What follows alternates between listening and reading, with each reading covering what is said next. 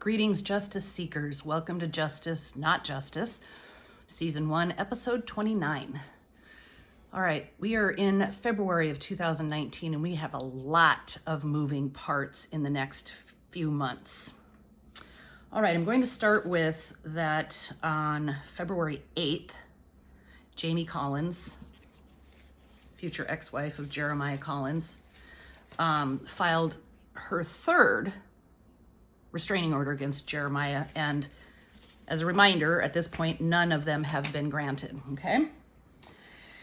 So this restraining order says, they're kind of erratic. Like if you actually read they're very difficult. I think this might be a reflection of her thoughts or, whatever. But so she says on February 1 that he took light bulbs out of fixtures outside, ripped Christmas decorations down and threw them. She says that happened.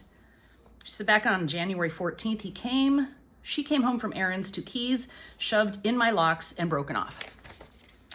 On February 5th, Jeremiah comes to property. I tried to close and lock the door. When he tried to push it open, I was able to shut it and lock it. He then kicked the door, breaking the bottom lock and doorknob. He tore Valentine's decorations down and broke them. So first he tears down Christmas decorations, and then a few days later he comes by and tears down Valentine's decorations. Then a couple days later, the 7th, Jeremiah sent numerous texts and called me. Showed up at the house, tried to get in the doors, walked around the property recording, pounding on windows, yelling, screaming, drove over the lawn. When he pulled away, many texts.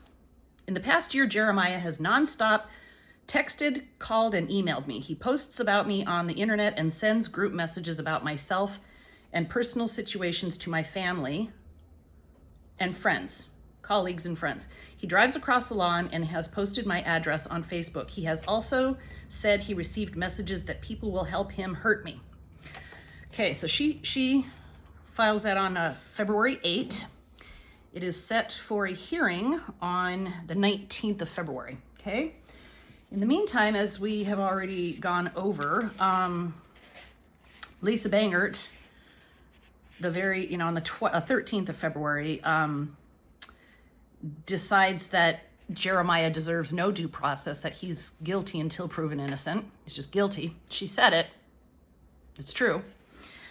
And now officially recommends anger management classes and attend a program for batterers intervention. I'm not even going to go on with that one again because I've already addressed it in the last, but okay. To which he responded, whatever. There was another email I read yesterday, but he also said, bitch, I haven't been convicted of any crime. Your recommendations mean nothing.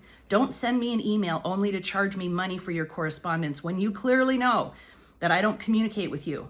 Lose my number and my email address. I have no need for you in my life. Fuck off.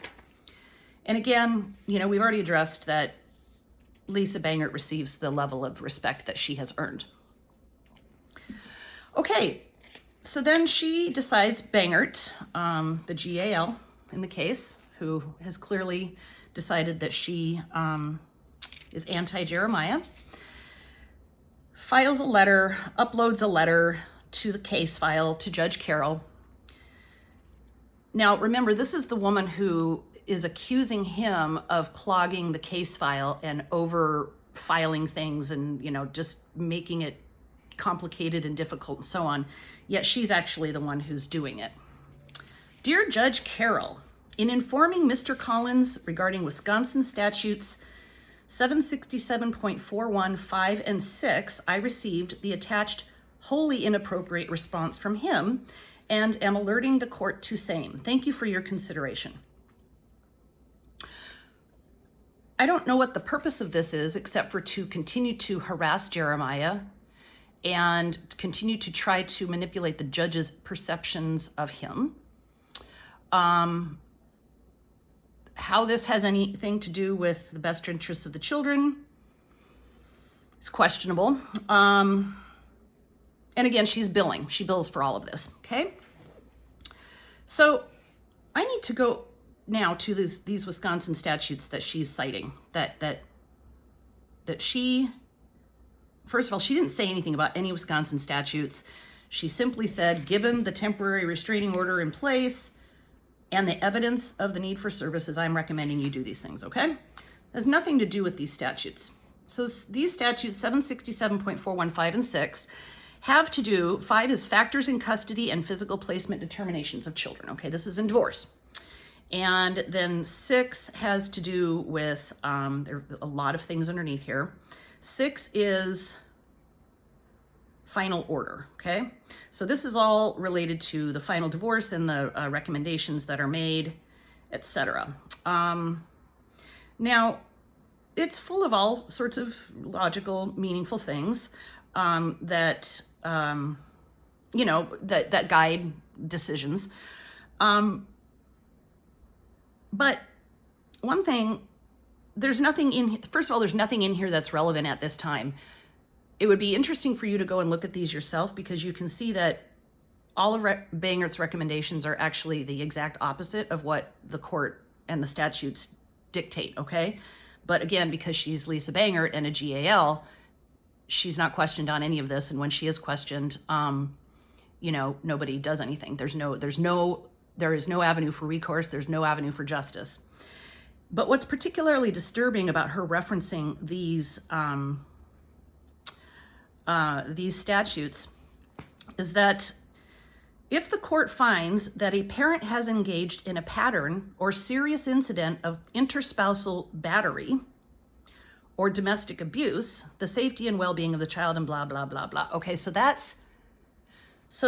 we already know that she's determined that he has anger issues and is a batterer, but now she's sealing the deal by referencing these statutes that talk about a pattern of interspousal battery or a serious incident of interspousal battery, none of which has occurred or been proven to have occurred ever.